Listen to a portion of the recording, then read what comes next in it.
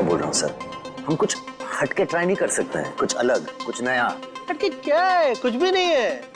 देख, मैं तुझे फिल्में बनाने का फॉर्मूला समझा था। यहां से हम लोगों ने हॉलीवुड का रोमांस लिया, अब वहां से जापानीज फिल्म की हम लोगों ने कहानी ली। अब परायों से इतना ले रहे हैं तो अपनों को छोड़ेंगे? कैसे छोड़ेंगे? पकने दे। अब मैं इसमें कॉमेडी डाल रहा हूं। ये कॉमेडी, ये कॉमेडी, ये कॉमेडी। एनीवे, देखिए सर, मैं बहुत डिप्रेस्ड हूँ। मेरा अभी अभी ब्रेकअप हुआ है, मेरा दिल टूटा हुआ है। मैं आपकी कॉमेडी फिल्म नहीं लिख सकता हूँ। तो दिल टूटा है ना, पेन कहाँ टूटा है? मैं तुझे आइडिया देता हूँ।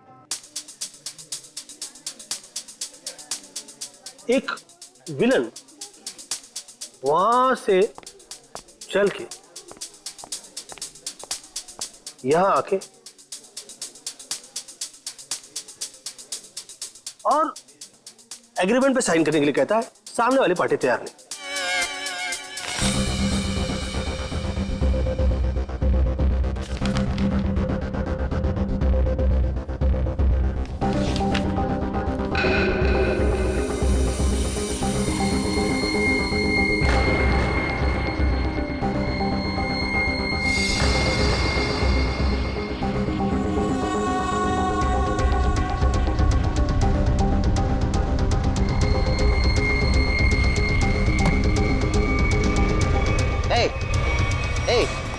क्या डाला तुमने उसकी ग्लास में? हाँ, क्या डाला ग्लास में?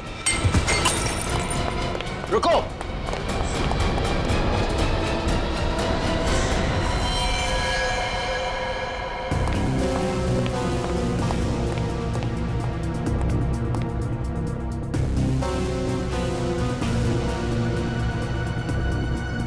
ये तो उस आदमी ने इसे मारा है। मैंने अपने आंखों से देखा।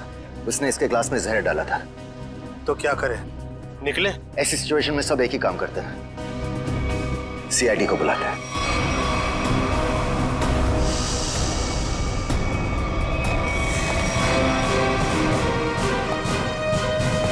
Yes sir.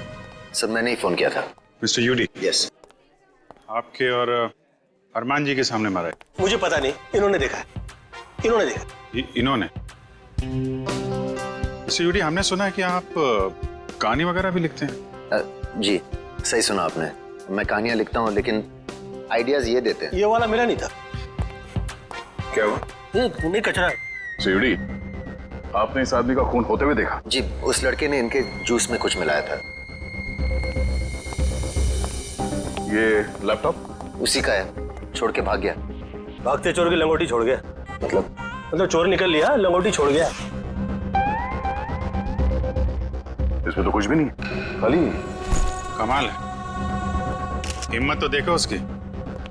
इतने लोगों के सामने जूस में जहर मिला के मार डाला इसे, और फिर यहाँ से भाग भी गया। सर, मैंने उसे पकड़ने की कोशिश की, लेकिन वो... अरे राइटर पेन पकड़ सकते हैं, मुझे नहीं।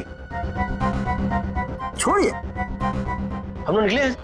आप लोग जा सकते हैं, मगर जरूरत पड़ी तो आप दोनों को फिर मिलना पड़ेगा। मेरी तो नहीं पड़ेगी, शायद इनकी पड़ जाए। राइटर है, लिख के देगा। कर ली। सर, हम लोग यूडी जी का फोन नंबर और एड्रेस लेके आते हैं। अरमान जी, अरमान जी, हाँ, अरमान जी, आप तो रियल लाइफ में भी स्टार है। मैं आपका बहुत बड़ा दीवाना हूँ। वो तो आपकी एज से नजर आ रहा है। मैं बचपन से आपकी फिल्में देखते आ रहा हूँ।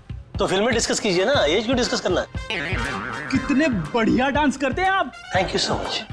देखिए, यहाँ पे कोई मर गया है और आपको इनकी डांस की पड़ी हुई है। अब अरमान जी, ये कौन है? इन्होंने मेरी फिल्म लिखी है, ये यूडी है। ओह, फिल्म आपने लिखी है? जी। Very good, very good. अरे, फिल्मों में गाने वाले डाले हैं कि नहीं? Of course. मुझे बहुत सारे गाने चाहिए। सर का डांस हमें बहुत पसंद है सर। हाँ, अरमान जी, अगर आपको क्राइम फिल्म में किसी जांबाज पुलिस ऑफिसर की जरूरत पड़ेगी ना, तो मुझे बुला लेना। मुझे अच्छा डांस करना भी आता है। दिखाओ दिखाओ। जो देखा ना, वो काफी है। हम निकले। अरे, कहाँ जा रहे हैं आप? अरमान जी, वैसे आप यहाँ क्यों आए थे? हम लोग की फिल्म हैप्पी एंडिंग के प्रमोशन के लिए आए थे, जो कि 21 नवंबर को रिलीज हो रही है। सुपरहिट फिल्म है, कॉमेडी है, धमाल है, बेमिसाल है। अपने परिवार के साथ देखना जरूर। जरूर देखूंगा। मैं अपनी वाइफ को साथ में लेके जाऊंगा और स्क्रीन के सामने डांस भी करूंगा। आप सीआईडी है ना?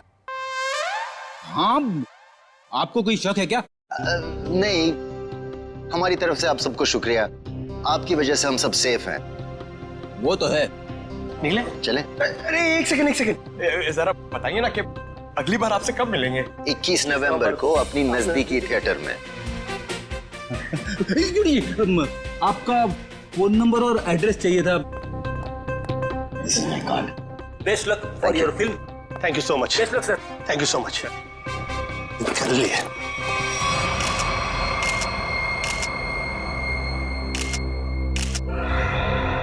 ये हमारे होटल के गेस्ट नहीं है, कहीं बाहर से आते। ये जो लड़का भागा है उसका चेहरा तो देखा होगा ना आपने?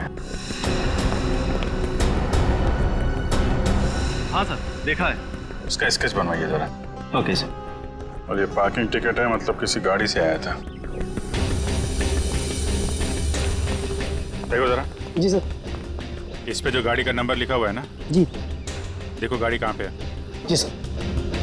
फ्रीडी, वॉचमैन से पता करो जो आदमी यहाँ से भागा था वो यहाँ से बाहर गया कैसे। Yes sir.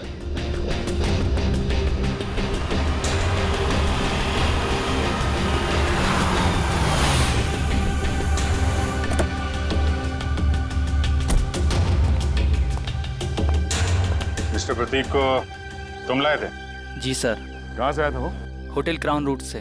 खार में है साहब। वो कहीं बाहर से आकर वहाँ रुके थे। सर, वॉचमैन ने बताया कि वो लड़का आया तो स्कूटर से था, मगर जाते समय बाउंड्री वॉल कूद के भाग गया। तब तो स्कूटर अभी भी यहीं पे होगा। देख, तुम सीसीटीवी फुटेज चेक कर लो, तब तक मैं होटल क्राउन रूट चेक कर लेता हूँ जहाँ पे प्रतीक ठहरा हुआ था। ठीक है। देखिए, हम लोग सीआईडी से। आपके ये गेस्ट मिस्टर प्रतीक, इनका किसी ने जहर दे के फोन कर दिया है। हे भगवान। मैडम, हमें आपके इस गेस्ट के बारे में वो सारी जानकारी चाहिए जो आप लोगों के पास है। सर, मिस्टर प्रतीक दिल्ली के रहने वाले हैं और यहाँ बिजनेस के सिलसिले में वो हमेशा आते जाते रहते हैं और वो जब भी आते हैं हमारे होटल में रुकते हैं। हमें मिस्टर प्रतीक का कमरा दिखाइए।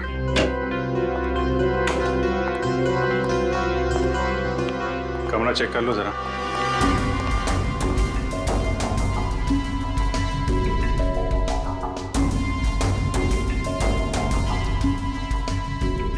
काफी भारी है सर। ऐसा लग रहा है इससे प्रतीक जी पूरे 1 साल का कपड़ा पैक करके आते थे।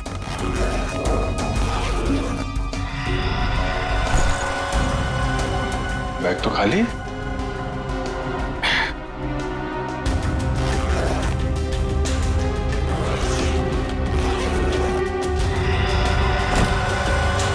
खाली बैग और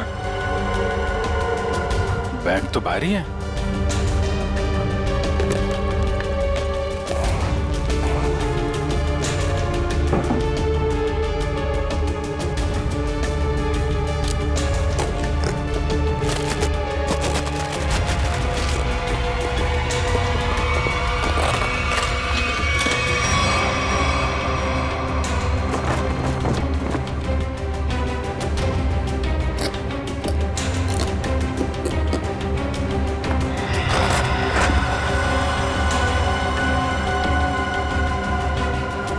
बैग में पैसे छुपा के रखा है। ये प्रतीक आदमी तो गड़बड़ है। कौन कौन आता था इससे मिलने के लिए? एक लड़की इनसे हमेशा मिलने के लिए आती थी और ये दोनों घंटों बैठकर बातें किया करते थे। प्रतीक जीतू से डांटा भी करते थे और वो लड़की कल भी इनसे मिलने के लिए आई थी। कौन है वो लड़की? सर, अवंतिका। अवंतिका?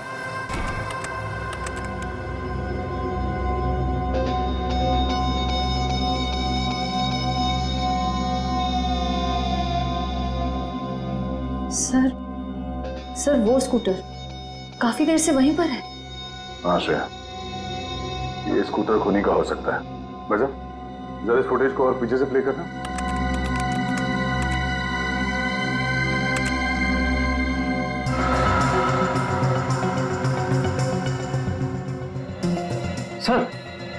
यही वो आदमी। जरा पॉज करो।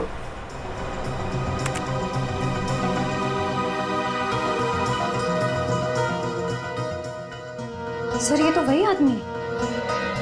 हाँ श्रेया, स्कूटर का नंबर लेकर आरटीओ से पता करो ये स्कूटर किसके नाम से रजिस्टर्ड है और उसका एड्रेस है क्या।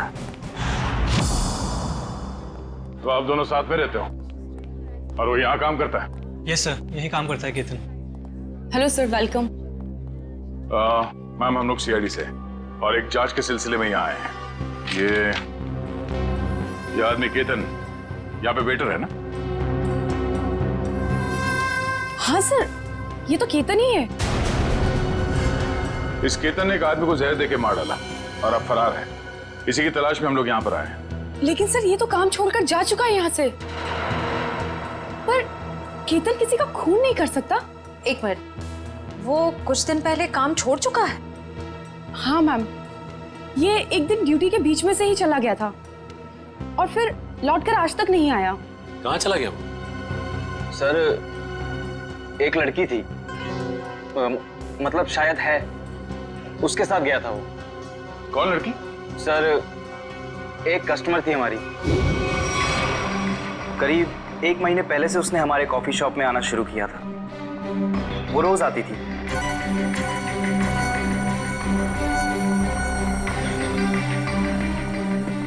और उस कोने वाली टेबल पर जाकर बैठ जाती थी। उस टेबल पर केतन सर्विस देता था।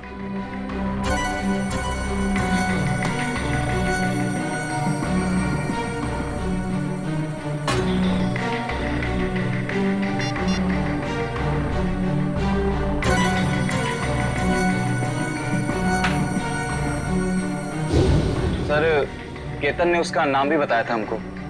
क्या नाम बताया था लड़की का? सर अवंतिका। अवंतिका? श्रेया, यही नाम था ना उस लड़की का भी जो 1-2 दिन पहले प्रतीक से मिली थी? हाँ सर। फिर क्या हुआ? लेकिन अजीब बात यह थी कि वो लड़की एक दिन आदमी से मिलती थी और दूसरे दिन एक औरत से। दोनों से अलग अलग घंटों बातें करती थी, मगर कभी भी दोनों से एक साथ नहीं मिली वो। उन तीनों ने अचानक ही आना बंद कर दिया। अवंतिका की राह देखते देखते केतन निराश हो गया। किसी काम में उसका मन ही नहीं लगता। Ketan, what's wrong with you? तुम्हें हो क्या गया अचानक? तुम ना ही तो पहले की तरह सर्विस देते हो और ना ही ऑर्डर ठीक से लेते हो, और तो और तुम उस टेबल पर लोगों को बैठने से मना क्यों करते हो? Sorry ma'am. देखो, सॉरी वॉरी यहाँ नहीं चलेगा। तुम्हें काम करना है तो ठीक से करो, वरना छुट्टी लो।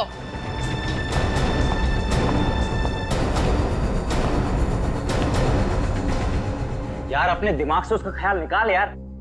अवंतिका ने वो टेबल खरीद नहीं लिया है, ना ही हमेशा के लिए रिजर्व किया है। यार एक कस्टमर थी, अब नहीं है। बस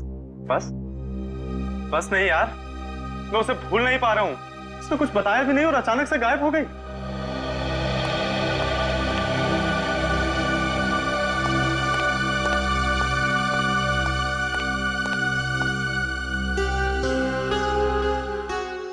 और सर तभी कैफे के बाहर कोई आया और केतन उसे देख के तुरंत बाहर चला गया। क्या हालत क्या बना रखी है तुमने? शायद वो अवंतिका ही थी, शॉल से अपना चेहरा छुपाए हुए, और केतन सब कुछ छोड़कर उसके पीछे भाग गया। अच्छा, उस आदमी और औरत के बारे में आप लोग कुछ बता सकते हैं जो अवंतिका से मिलने आते थे? नहीं सर, उनके बारे में हम कुछ नहीं जानते। देखिए, हमें इस कॉफी शॉप के अंदर की बाहर की सारी सीसीटीवी फुटेज चाहिए जब से अवंतिका यहाँ आती थी। श्योर मैम, मैं अरेंज करवाती हूँ।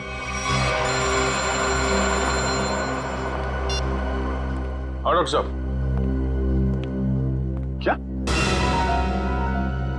क्या बात कर रहे हैं सर आप? पर ऐसे कैसे हो सकता है? ठीक है सर, मैं एसीपी साहब से बात करता हूं।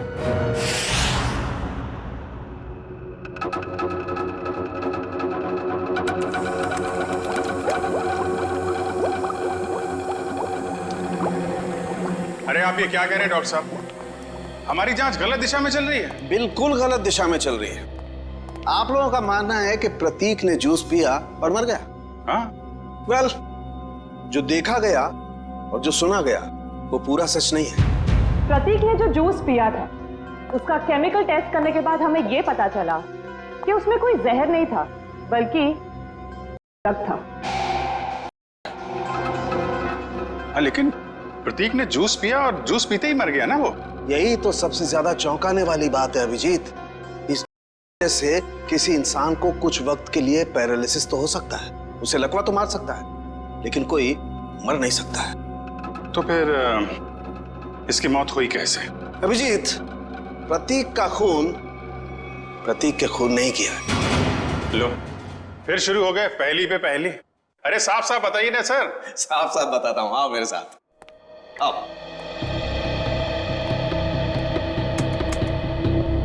ये देखो, ये प्रतीक की ब्लड सेल्स और ये एक नॉर्मल इंसान के ब्लड सेल्स। दोनों में फर्क है और फर्क ये है कि प्रतीक को थैलेसीमिया है। थैलेसीमिया जो हीमोग्लोबिन की गड़बड़ी से होता है? बिल्कुल अभिजीत। और ऐसे रोगियों को जिंदगी भर किसी स्वस्थ इंसान की खून की जरूरत पड़ती है और हाल ही में किए गए ऐसे ही किसी ब्लड ट्रांसफ्यूजन ने प्रतीक की जान दी। ओह, तो मतलब हाल ही में जो प्रतीक को खून दिया गया था उस खून में गड़बड़ी थी। बिल्कुल, और इस खून में टॉक्सिन्स मिलाए गए थे। मतलब इस खून को जानबूझकर जहरीला बनाया गया था जिससे इसकी मौत हो गई। प्रतीक के मरने की शुरुआत तो कुछ दिन पहले ही हो चुकी थी। केतन उसके जूस में कुछ डालता या नहीं डालता, इसकी मौत तो पक्की थी। सर इसका मतलब खूनी केतन नहीं, कोई और है। हाँ, लेकिन केतन ने भी तो इसे पैरालाइज करने की कोशिश की थी। अब ये कौन है जिसने इसकी बीमारी का फायदा उठाया और इसकी जान ले ली? एक आदमी और दो दुश्मन। हाँ जी, मुझे 1 महीने के सारे कॉल रिकॉर्ड डिटेल्स चाहिए और खास करके 24 घंटे के।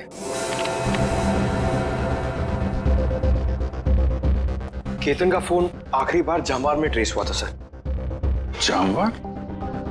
तो ये केतन मुंबई से बाहर निकल चुका है? हाँ सर, और सर उसके कॉल रिकॉर्ड्स। सर ये देखिए, सबसे पहले उसने अपने कॉफी शॉप वाले दोस्त ऋषभ को फोन किया, उसके बाद अवंतिका को, मगर अवंतिका का फोन ऑफ आ रहा था। और फिर सर उसने महाराष्ट्र के जामवार में किसी मनन को फोन किया। मनन? अभिजीत, मतलब इस केतन को जामवार से उठाना पड़ेगा, वही बताएगा अवंतिका कहाँ छुप कर बैठी है। और फिर ये भी पता लगाना चाहिए इन दोनों का क्या संबंध है उस कॉफी शॉप वाले औरत और आदमी के साथ। सर अवंतिका का तो पता नहीं, लेकिन हम उस आदमी और उस औरत तक पहुंच सकते हैं जिनसे वो कॉफी शॉप में अलग अलग मिलती थी। ये देखिए सर।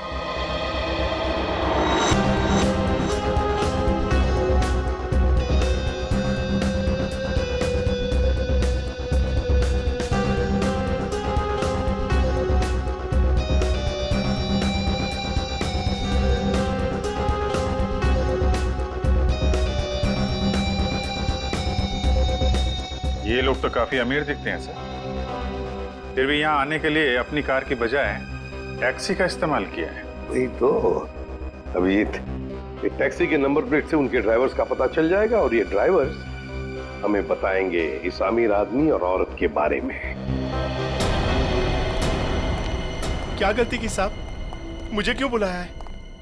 देखो, तुम लोगों से कोई गलती वलती नहीं हुई, कोई भी गलती नहीं हुई। बस हम सिर्फ कुछ जानना चाहते हैं। ये देखो, ये औरत और ये आदमी, क्या इन लोगों को तुमने कभी देखा है? तुम जानते हो इन्हें?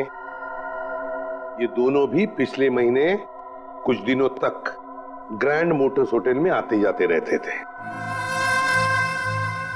ये आदमी, इसे तो मैं जानता हूँ। ये तो एक बार मेरे टैक्सी में बैठा था। कौन है ये?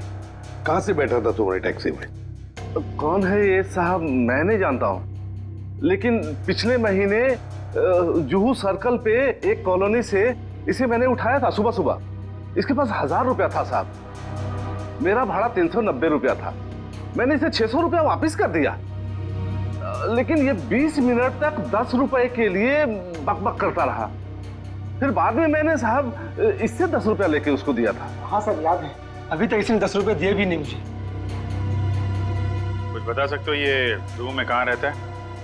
ये तो मालूम नहीं है साहब, लेकिन जाते जाते इसने कहा था कि मेरा तो इधर रोज का आना जाना है।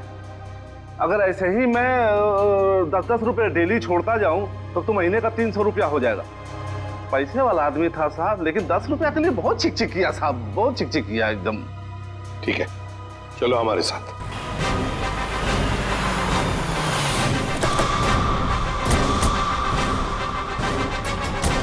कहाँ पे? हाँ जी सर, यहीं से मैंने उठाया था उसको और होटल से लाने के बाद यहीं पर छोड़ा भी था मैंने। यहाँ पे? जी। यहीं आसपास कहीं रहता होगा। आसपास चेक करो, पूछो लोगों से।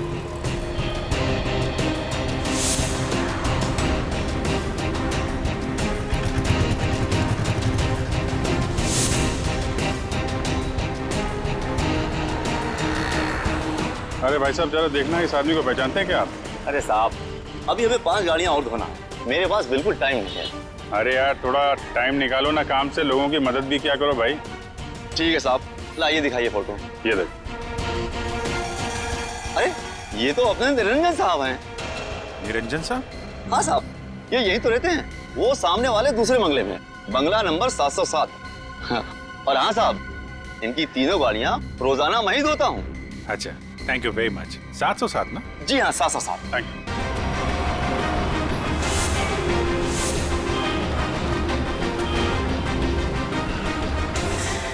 मेरे पतिदेव मुझे बीच महास्थान में छोड़ के चले गए।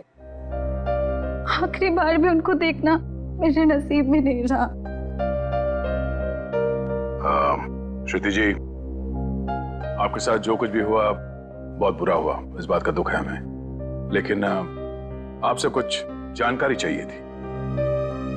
जी पूछिए। प्रीति जी, हमें आपके पति के सूटकेस में छुपा कर रखे गए 15 लाख रुपए मिले हैं। आपको कुछ पता है इन पैसों के बारे में? उन्होंने ये पैसे क्यों छुपा के रखे हैं? मुझे कुछ नहीं पता। ठीक है, कोई बात नहीं, हम पता लगा लेंगे। क्या हम उनका कमरा देख सकते हैं? जी उधर। अच्छा। तो श्रुति जी, आप इन दोनों में से किसी को पहचानती हैं? जी नहीं।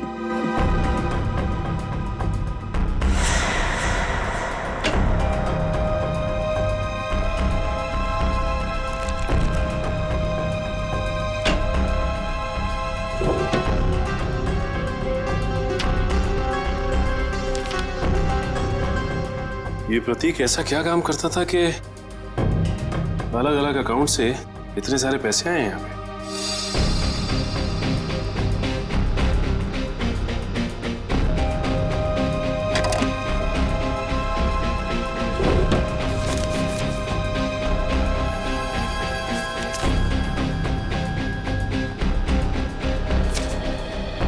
सीडी?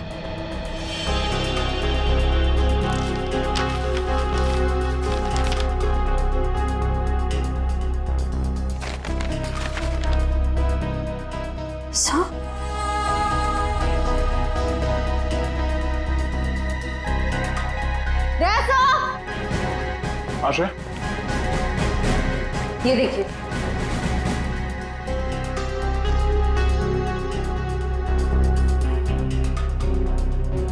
बच्चों की तस्वीरें, पैसों के आंकड़े,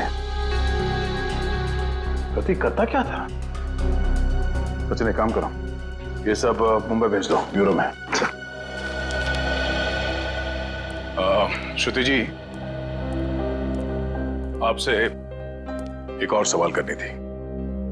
क्या आपको ये बात मालूम थी कि आपके पति को थैलेसीमिया नाम की बीमारी थी? जी हाँ। और इस बीमारी के पेशेंट को कुछ दिनों में अपना खून बदलना पड़ता है। तो आखिरी बार आपके पति ने कौन से हॉस्पिटल में अपना खून बदला था? यही दिल्ली में सिटी हॉस्पिटल।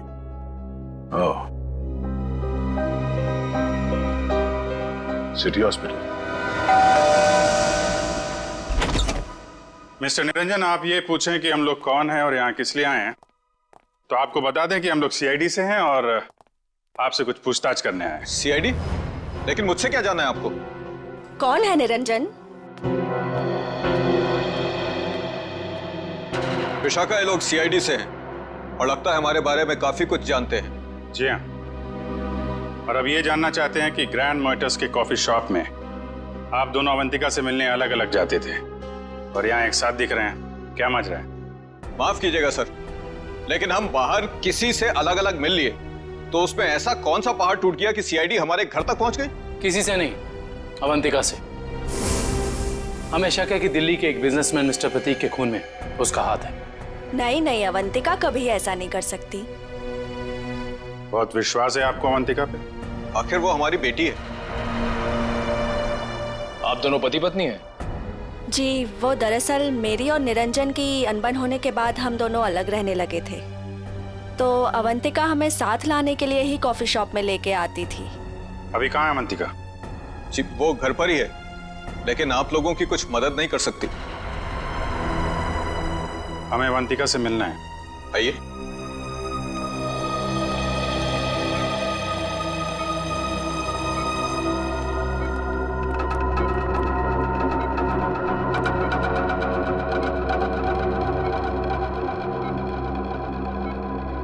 क्या हुआ इसे? सीढ़ियों से गिर गई थी, सिर में चोट लगी है, तब से कोमा में है। डॉक्टर्स ने कहा है कि कुछ महीनों में इसे होश आ जाएगा, इसीलिए इसे हम घर ले आए और घर से ही सारा ट्रीटमेंट चला रहे हैं। नर्स मिशा इसकी देखभाल के लिए पूरे दिन घर पर ही रहती है। मिशा, कैसी हालत है अवंतिका की? सर, अभी तो कुछ कह ही नहीं सकते कि इन्हें कब होश आएगा। अब तो अवंतिका में सिर्फ जान बची है, मगर शरीर और दिमाग पूरी तरह नाकाम है। अब इस केतन को ढूंढना ही पड़ेगा।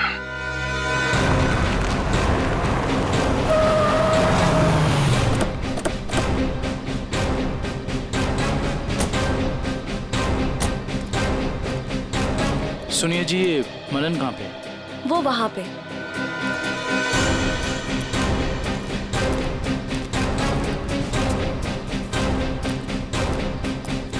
ये मनन। हाँ जी, आप कौन? जरा केतन को बुलाओ, उससे मिलना है। कौन केतन? यहाँ कोई केतन नहीं रहता। देखो, केतन ने तुम्हें आखिरी फोन किया था, इसलिए तुम्हारे तक पहुंचे हैं। अब अगर झूठ बोलोगे तो तुम्हें भी साथ में ले जाएंगे। कहाँ ले जाएंगे? वहीं जहाँ बिगड़े हुए लोग ठीक किए जाते हैं, मुजरिमों की मरम्मत की जाती है। अगर केतन यहाँ पे निकला तो उसको छुपाने के गुनाह में तुम्हारी भी मरम्मत हो जाएगी, समझे तुम? नहीं नहीं साहब, ऐसा मत कीजिए। वो अंदर छुपा है, उसके चक्कर में मैं नहीं फंसना चाहता।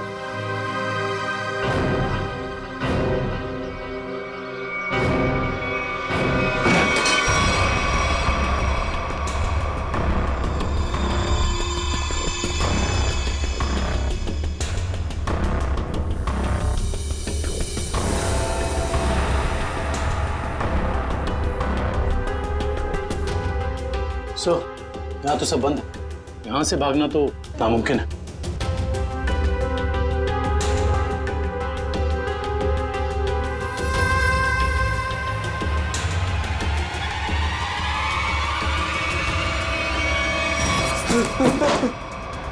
आगे बता रहा साहब, मैंने सब बातें सुन ली आपकी।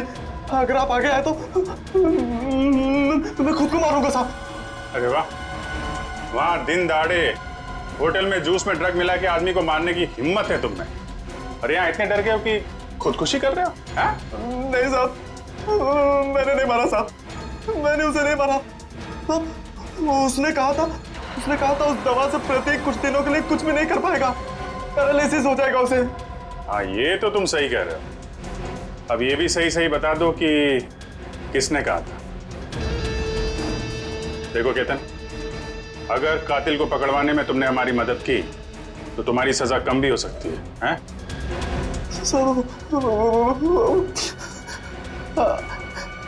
अवंतिका ने कहा था साहब। ठीक है, पहले अपना ये चाकू दो। लाओ चाकू दो। कुछ नहीं होगा तुम्हें, चाकू दो। लाओ लाओ, अब आ जाओ। आ जाओ।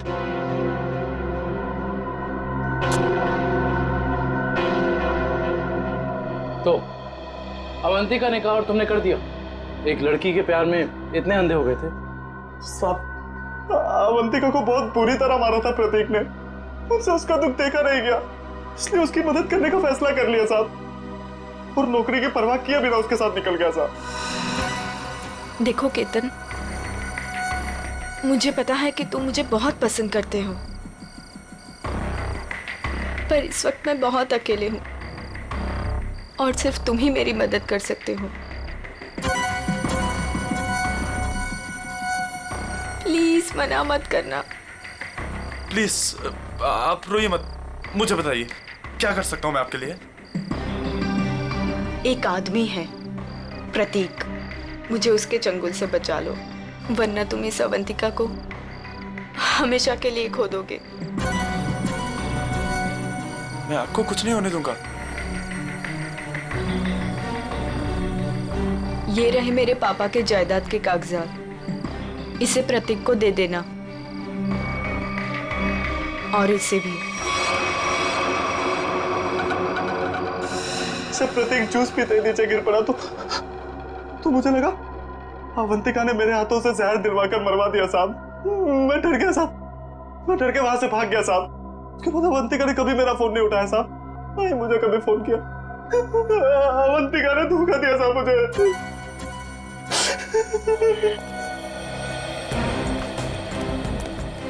सर, ये प्रतीक आखिर अवंतिका से चाहता क्या था? ये तो तय है कि दोनों के संबंध ठीक नहीं थे, लेकिन असली कहानी क्या है ये तो अवंतिका के होश में आने के बाद ही पता चलेगा।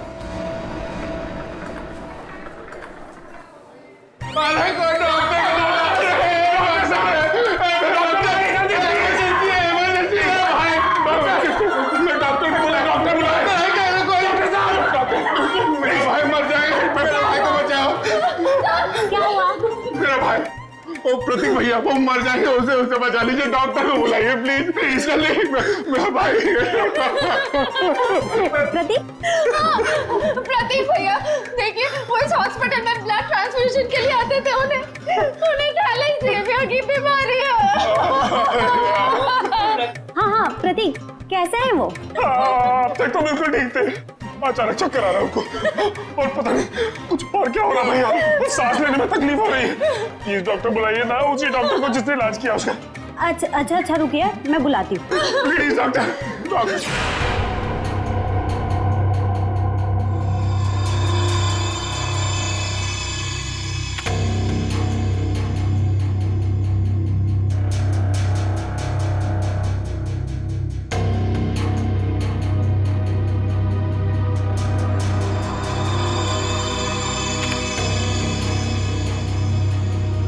प्रतीक ने इन बच्चों की फोटो काफी संभाल के रखी थी। सर, प्रतीक ने ऐसा किया क्यों होगा? कुछ तो खास है इन बच्चों में, वरना इतने सारे बच्चों की फोटो हैं छुपा के नहीं रखता वो। सर, वो पेशेंट प्रतीक, उसके रिश्तेदार आए हैं, उसकी तबीयत खराब है, वो आपसे फिर से इलाज कराना चाहते हैं। सर, इन सारे बच्चों के बारे में बहुत ही खास बात पता चली है। वो क्या? सर, ये सारे बच्चे 1997 और 2001 के बीच गायब हो गए थे।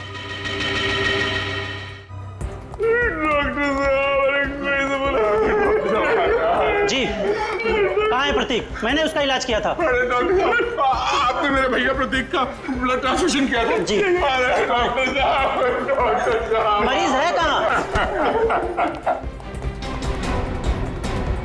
तो तूने मारा प्रतीक को? हाँ?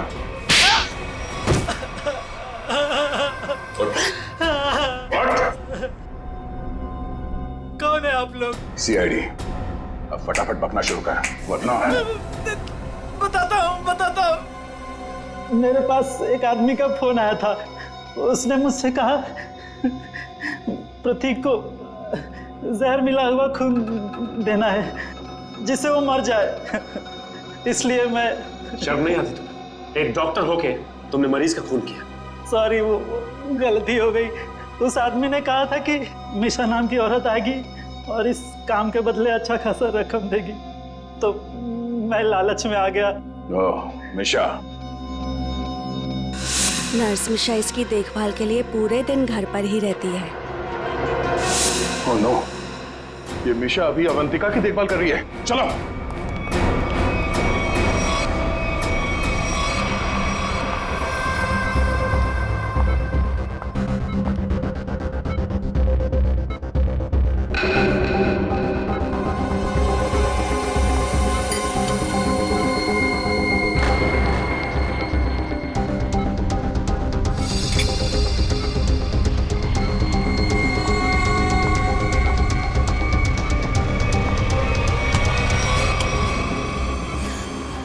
है तुम्हारा असली रूप। एक ऐसी लड़की को मारना चाहती हो जो बेचारी कोमा में है।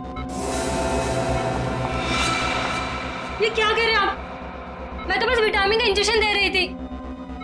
विटामिन का इंजेक्शन है? आप भी काफी कमजोर दिख रही हैं। इनको लगा दो विटामिन का इंजेक्शन। निखिल जरा हेल्प करो। हाथ पकड़ो जरा। चल हाथ दे। नहीं नहीं मुझे इंजेक्शन मत दो। नहीं छोड़ो। विटामिन का एक नहीं इसमें जहर है। छोड़ो मुझे। जहर है इसमें। सीआईडी इतनी रात को मेरे घर में? अरे ये देखिए ना, ये मिशा आपकी बेटी अवंतिका को जहर का इंजेक्शन लगा के मारना चाहती है।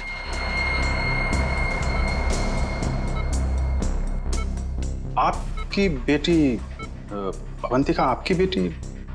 सही कह रहा हूं ना मैं? क्या क्या मतलब है आपका? Thank you very much sir, ये तो कंफर्म हो गया। प्रतीक के घर से मिले डीवीडी में जो अमीर लोगों के नाम मिले थे वो खोए हुए बच्चों के पेरेंट्स ही हैं सर। और ये जो नाम के आगे करोड़ों के आंकड़े लिखे हैं ये उनकी संपत्ति के डिटेल्स हैं। तो फिर अभिजीत, ये प्रतीक इस लिस्ट को लेकर क्या कर रहा है? पूरी काम करो, पेरेंट्स की लिस्ट में से किसी भी एक पेरेंट को फोन लगा अभी। सर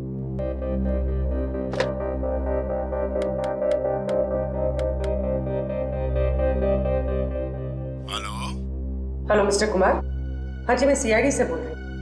हमें आपसे कुछ बात करनी है। सीआईडी से? कहिए क्या बात करनी है आपको? मिस्टर कुमार, मैं इंस्पेक्टर अभिजीत सीआईडी से। हम आपके खोए हुए बेटे सोहम के बारे में कुछ पूछना चाहते हैं जो दिसंबर 1998 में गायब हुआ था जब वो 7 साल का था।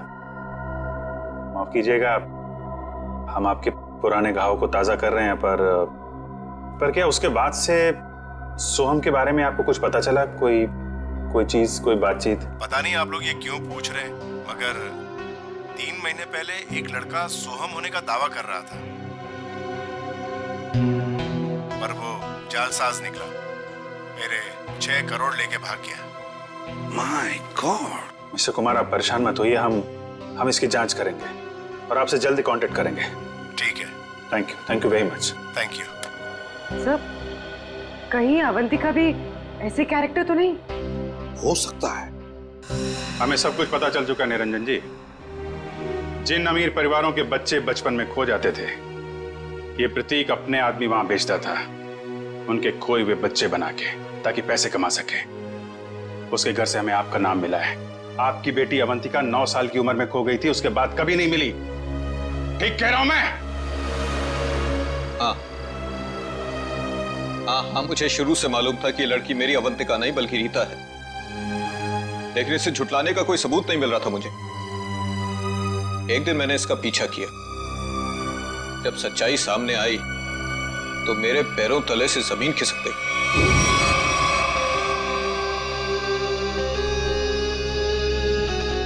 पागल हो गई हो तुम? अरे ये हमारा बिजनेस है रीता।